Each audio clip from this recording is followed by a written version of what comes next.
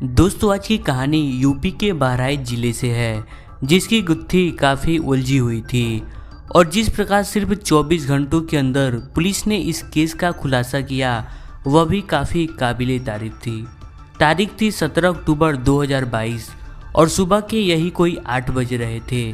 दरगाह शरीफ थाने के मुंशी और head constable office में आ चुके थे और अपने काम में जुट गए थे।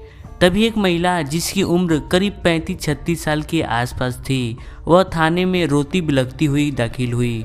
जिसके बाद हेड कांस्टेबल ने उससे रोने का कारण पूछा तो उसने रोते हुए बोला कि साहब, मैं तो लूट गई, बर्बाद हो गई। और यह कहने के बाद वह फिर जोर जोर से रोने और बिलखने लगी। लेकिन फिर जब हेड कांस्टेबल ने उस महिला से बोला कि रोने धोने से काम नहीं चलने वाला, जो कुछ हुआ वह साफ साफ बताओ, तब उस महिला ने बोला कि मेरा नाम नुसरत जहां है और मैं सलारगंज की जमील कॉलोनी में रहती हूं। कल रात में अपने शौहर और बच्चों के साथ बरामदे में सो रही थी और रात में न जाने किसने मेरे शौहर की गला काटकर हत्या कर दी। साहब, मेरे 2 छोटे छोटे बच्चे हैं, अब उनका क्या होगा। ये बोलने के बाद वह महिला फिर दहाड़ मारकर दरगाह शरीफ के उस थाने में रोने लगी।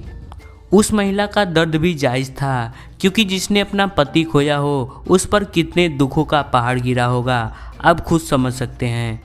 नुसरत जहां की इन बातों को सुनने के बाद हेड कांस्टेबल दयाराम ने फौरन एसएचओ मनोज कुमार को इस बात की सूचना दी। घटनास्थल की दूरी थाने से करीब 7-8 किलोमीटर के आसपास थी, इसलिए थोड़ी ही देर में मनोज कुमार अपनी टीम के साथ वहां पहुंच गए। मरने वाले का नाम इम्तियाजुल हक था और वे पेशे से सिविल कोर्ट बहराइच में वकील थे। लेकिन जब पुलिस ने शव की स्थिति देखी तो उनके पैर कांप गए, क्योंकि शव पूरी तरह खून से सना हुआ था। सिर के पीछे किसी भारी चीज से वार किया गया था और गले को किसी धारदार हथियार से काटा गया था। घर के बाहर सैकड़ों लोगों का जमावड़ा लगा था और घर वालों से लेकर उनकी पत्नी तक सबका रो रो के बुरा हाल था। सबके अंदर आक्रोश था कि इतनी दर्दनाक हत्या किसने की होगी। मामला काफ़ी गंभीर था, इसलिए इसकी जानकारी मनोज कुमार ने अपने उच्च अधिकारियों को दी और सूचना मिलते ही वहां के एसपी केशव कुमार चौधरी और एसएसपी कुंवर ज्ञानंजय सिंह फॉरेंसिक टीम और डॉग स्क्वाड के साथ मौके पर वहां पहुंच गए और फॉरेंसिक टीम ने बारीकी से शव का निरीक्षण करना शुरू किया। और घटनास्थल की सारी कार्रवाई पूरी करने के बाद शव को पोस्टमार्टम के लिए भेज दिया गया। लेकिन जांच के बाद दोनों पुलिस अधिकारियों के मन में एक सवाल खटक रहा था, और वही सवाल एसएचओ मनोज कुमार के भी मन में थे कि पति पत्नी एक ही बिस्तर पर साथ साथ सो रहे थे और कोई हत्यारा इतनी बड़ी वारदात करके चला गया, और इसकी भनक पत्नी को क्यों नहीं हुई। खैर, नुसरत जहां की तहरीर पर अज्ञात के खिलाफ हत्या की धारा 302 के तहत मुकदमा दर्ज कर लिया गया। चूंकि मृतक इम्तियाजुल हक एक पेशेवर वकील थे, इसलिए इस बीच वकील एसोसिएशन के अध्यक्ष गया प्रसाद मिश्र और कई अन्य वकील भी वहां पहुंच गए थे और उन लोगों ने पुलिस को चेतावनी दी कि इम्तियाजुल हक के कातिल को जल्द नहीं पकड़ा गया तो सारे वकील हड़ताल पर बैठ जाएंगे। लिहाजा वकीलों की इस चेतावनी के बाद पुलिस पर इसका गहरा असर पड़ा और एसपी कुमार चौधरी ने तत्काल पुलिस की 4 टीमें बनाई, जिसमें एक टीम दरगाह शरीफ की थी, दूसरी एसओजी की, तीसरी स्वाट विभाग की और चौथी टीम सर्विलांस की थी। इन चारों टीमों के साथ एसपी चौधरी ने हत्यारों को पकड़ने के लिए उसी शाम एक मीटिंग रखी और इस मीटिंग में वही बात सामने आई जो सभी पुलिस वालों के दिमाग में चल रहा था कि पति पत्नी एक साथ सो रहे थे और इतनी बड़ी वारदात की जानकारी पत्नी को क्यों नहीं हुई। और इसी सवाल ने मृतक की पत्नी नुसरत जहां को शक के दायरे में लाकर खड़ा कर दिया। लेकिन पुलिस नुसरत जहां से डायरेक्ट पूछताछ भी नहीं कर सकती थी, क्योंकि लोगों में अभी काफ़ी आक्रोश था और पुलिस के पास उसके खिलाफ कोई सबूत भी नहीं थे। पुलिस के इस चारों टीमों का नेतृत्व एसपी केशव कुमार ने एसएसपी कुंवर सिंह को दे रखा था और पुलिस के इस जांच में एक चौंका देने वाली बात सामने आई कि पति पत्नी के बीच रिश्ते मधुर नहीं थे। उनमें काफ़ी तनाव और काफ़ी कड़वाहट थी और दोनों अक्सर आपस में झगड़ते रहते थे। इन दोनों के बीच झगड़े की असल वजह पति इम्तियाजुल हक का पत्नी के चरित्र पर शक करना था और इसी पॉइंट के आधार पर पुलिस ने अपनी जांच को आगे बढ़ाया और नुसरत जहां के मोबाइल नंबर को सर्विलांस पर लगा दिया। और यही नहीं, पुलिस ने उसके नंबर की पिछले 15 दिनों की कॉल डिटेल भी निकलवाई। लेकिन पुलिस ने उसके बातचीत की रिकॉर्डिंग सुनी तो उनके पैरों तले जमीन खिसक गई और बातचीत की रिकॉर्डिंग ने पुलिस के शक को यकीन में बदल दिया। पति की हत्या में नुसरत जहां का पूरा हाथ था। और पुलिस के सामने एक और बात सामने आई कि जिस नंबर से नुसरत जहां के मोबाइल पर लास्ट कॉल आया था उस नंबर से उसकी लंबी बातचीत हुआ करती थी, जिसके बाद पुलिस उस नंबर की कॉल डिटेल निकलवाती है तो पता चलता है कि यह नंबर दरगाह शरीफ क्षेत्र के मुसल्लमपुर के रहने वाले नदीम अहमद का नंबर था। फिर क्या 17 अक्टूबर की देर रात को ही पुलिस नदीम अहमद को दबोच लेती है और पूछताछ के लिए थाने लाती है। और थाने में जब उससे कड़ाई से पूछताछ की गई तब वो पुलिस के सामने पूरी तरह से टूट गया और अपने जुर्म कबूल करते हुए बताया कि मैंने अपने दोस्त इमाम दाऊद के साथ मिलकर वकील इम्तियाजुल हक की हत्या की थी और इसमें नुसरत जहां ने उसका पूरा साथ दिया था। फिर क्या था, नदीम अहमद का बयान लेने के बाद उसी रात को ही काजीपुरा निवासी दाऊद अहमद और जमील कॉलोनी से नुसरत जहां को गिरफ्तार कर लिया गया और दोनों आरोपियों के पास अपने जुर्म कबूल करने के सिवा और कोई चारा नहीं था।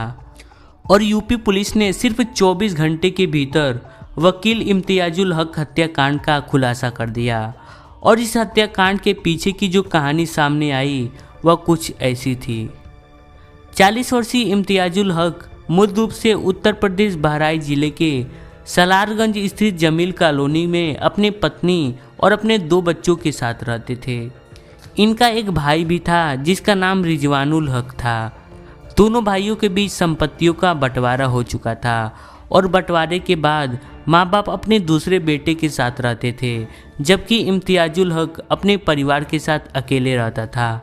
इम्तियाजुल हक पेशे से वकील थे और उनकी काफ़ी अच्छी वकालत चलती थी और वे जिस केस को भी अपने हाथों में ले लेते थे लगभग उसकी जीत पक्की होती थी। और इसी वजह से उनके मुवक्किल उन्हें मुंह मांगी फीस देने को तैयार रहते थे। इम्तियाजुल हक अपनी वकालत से इतना कमा लेते थे कि उनकी ज़िंदगी बड़े चैन से कट रही थी। घर में हर एक सुख सुविधा थी, चाहे वो खाने पीने वाली चीज़ हो या और कुछ भी। और इसी कारण उनके बच्चे भी अच्छे स्कूल में पढ़ रहे थे और वे पढ़ने में काफ़ी होशियार भी थे। लेकिन इम्तियाजुल हक की सोच थी कि जब उनके बच्चे अंग्रेजी के साथ अन्य भाषाओं का ज्ञान हासिल कर रहे हैं तो उन्हें अरबी भाषा का भी ज्ञान करवाना चाहिए, जो कभी न कभी उनके काम आ सकता है। इम्तियाजुल की सोच वास्तव में काफ़ी अच्छी थी। उन्होंने अपने कुछ परिचितों से ये बात छेड़ी तो उनके एक दोस्त सलारगंज स्थित मस्जिद के मुअज्जिन नदीम अहमद का नाम सुझाया और कहा कि वह बेहद काबिल उस्ताद हैं, उन्हें अरबी का काफ़ी अच्छा ज्ञान है। जिसके बाद जब इम्तियाजुल हक की ओर से हरी झंडी मिल गई तब इनके दोस्त ने नदीम अहमद को इनके घर पर लाया और उनके बच्चों से मिलवा दिया कि अब से अरबी की कोचिंग तुम दोनों को नदीम अहमद देंगे। उस दिन के बाद से नदीम अहमद इम्तियाजुल के दोनों बच्चों को घर पर आकर अरबी भाषा का कोचिंग देने लगे।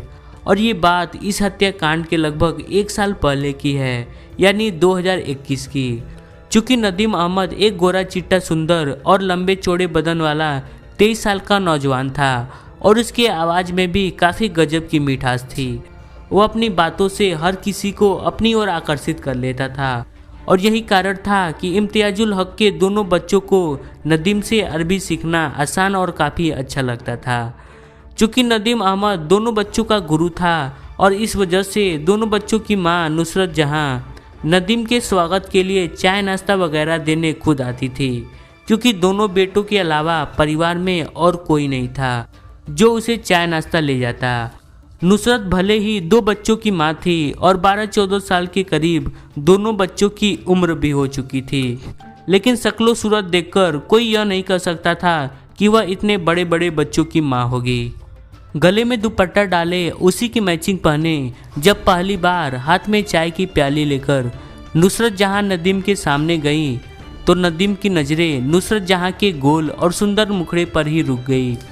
उनकी सुंदरता देखकर नदीम उसका मुरीद हो गया।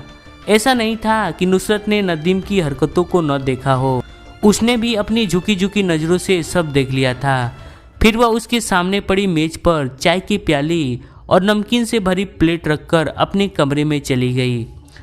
वास्तव में कुदरत ने पुरुषों को परखने के लिए औरतों को अजीब सी शक्ति दी है। वह एक ही नज़र में मर्द जात की हरकतों को पहचान जाती हैं कि उनके मन में क्या चल रहा है। जब भी नुसरत जहां ट्रे में चाय वगैरह लेकर नदीम के कमरे में आती तो वह उसे दीवानों की तरह देखता था। नदीम का यूं प्यार से देखना नुसरत को भी अच्छा लगता था और नुसरत नदीम को देखकर मुस्कुरा देती थी। धीरे धीरे नुसरत नदीम की ओर खींचती चली गई। चाहत की आग दोनों ओर से बराबर की लगी थी और सही मौका देखकर नदीम ने अपनी मोहब्बत का इजहार कर ही दिया, जिसे नुसरत ने भी स्वीकार कर लिया और अपने दिल के कोने में नदीम को खास जगह दे दी। फिर क्या था, दोनों के प्यार की पींगे रफ्तार बढ़ती गई। नुसरत जहां प्यार की असीमित रफ्तार में यह भूल गई कि उनका अपना घर परिवार है, बड़े बड़े 2 बच्चे हैं, शौहर हैं। कहीं उन्हें पता चल गया तो इसका कितना बुरा नतीजा होगा। लेकिन इन बातों की परवाह किए बगैर नुसरत जहां नदीम के इश्क की बाहों में झूलती रही और आखिरकार हुआ वही जिसका डर था। एडवोकेट इम्तियाजुल हक को पत्नी और नदीम के बीच के संबंधों के बारे में पता चल ही गया और इसी बात को लेकर पति पत्नी के बीच प्रतिदिन कहासुनी होने लगी। पति के सामने नुसरत ने खुद को बचाने की कोशिश जरूर की कि उसका नदीम के साथ कोई नाजायज संबंध नहीं है। वह तो कभी कभार उससे यूं ही हाल चाल पूछ लिया करती थी, लेकिन इम्तियाजुल हक यह मानने के लिए कतई तैयार नहीं थे। और ये झगड़े जब रोज रोज होने लगे तब नुसरत जहां ने नदीम को इसका कोई समाधान करने की बात कही और यहीं से इस हत्याकांड का खेल शुरू होता है। नदीम और नुसरत जहां ने वकील इम्तियाजुल हक को जान से मारने की योजना बनाई, जिसमें इमाम दाऊद को भी शामिल किया गया। इमाम दाऊद नदीम का दोस्त था, जिसे दोनों के बीच के सारे संबंधों के बारे में पता था। 16 अक्टूबर 2022 की रात प्रतिदिन की तरह इम्तियाजुल हक अपनी वकालत करके घर लौटे, खाना वगैरह खाया और बरामदे में लगे बिस्तर पर अपनी पत्नी और दोनों बच्चों के साथ सो गए। लेकिन उन्हें क्या पता था कि ये उनकी आखिरी रात थी। नुसरत जहां ने जब देखा कि इम्तियाजुल सो गए हैं और चारों तरफ सन्नाटा छा गया है, तब उसने नदीम को फ़ोन किया। नदीम अपने दोस्त इमाम दाऊद के साथ एक धारदार चाकू और एक लोहे का राड लेकर नुसरत जहां के घर पहुंचा और उस वक्त घड़ी के 11:30 बज रहे थे। 4 दीवारी लांघकर मकान में दोनों दाखिल हो गए और योजना के अंतर्गत नदीम ने लोहे का राड निकाला और बिस्तर पर सोए इम्तियाजुल के सिर पर दे मारा। प्रहार इतना तेज था कि वे तुरंत बेहोश हो गए और उनके सर से खून की धारा निकल रही थी और सारा शरीर खून से लथपथ हो गया था। जिसके बाद उन हत्यारों ने चाकू निकाला और उनके गले को भी काट दिया। आप सोचो कि वो पत्नी कितनी बदचलन होगी जो खड़ी होकर अपने पति की हत्या करा रही हो। खैर, इसके बाद सुबह होते ही नुसरत जहां रोते हुए थाने पहुंची और उसके बाद की कहानी तो मैं आपको पहले ही सुना चुका हूं। पुलिस सबूत के आधार पर खून से लथपथ कपड़े, सीसीटीवी फुटेज, हत्या में प्रयोग किए गए हथियार और उन दोनों के बीच की गई बात की रिकॉर्डिंग को एकत्र करती है, जिससे कंफर्म हो जाता है कि इम्तियाजुल हक की हत्या इन तीनों ने की है। और सारे साक्ष्यों को इकट्ठा करने के बाद पुलिस नदीम अहमद, इमाम दाऊद और नूरजहां पर आईपीसी की धारा 302 के तहत केस फाइल करती है और कोर्ट में पेश करने के बाद उन्हें जेल भेज दिया जाता है। दोस्तों, मैंने कई जगह इस केस के बारे में छानबीन की, यहाँ तक मैंने बहराइच के एक जर्नलिस्ट के पास फ़ोन तक किया था, लेकिन ये पता चला कि इन्हें जेल हो चुकी है, लेकिन कितने दिनों की हुई ये नहीं पता चला। खैर, उम्मीद है कोर्ट ने बेहतर फैसला किया होगा। दोस्तों, इस हत्याकांड से न तो नुसरत जहां की ख्वाहिश पूरा हुई और न ही नदीम अहमद की, बल्कि इनका पूरा जीवन अंधकार में चला गया। साथ ही नुसरत के उन दोनों बच्चों के सर से माँ बाप दोनों का सहारा भी चला गया। दोस्तों, उम्मीद करूँगा कि आज की ये कहानी आपको पसंद आई होगी। तब तक सावधान रहिए और देखते रहिए क्राइम ऑडियो।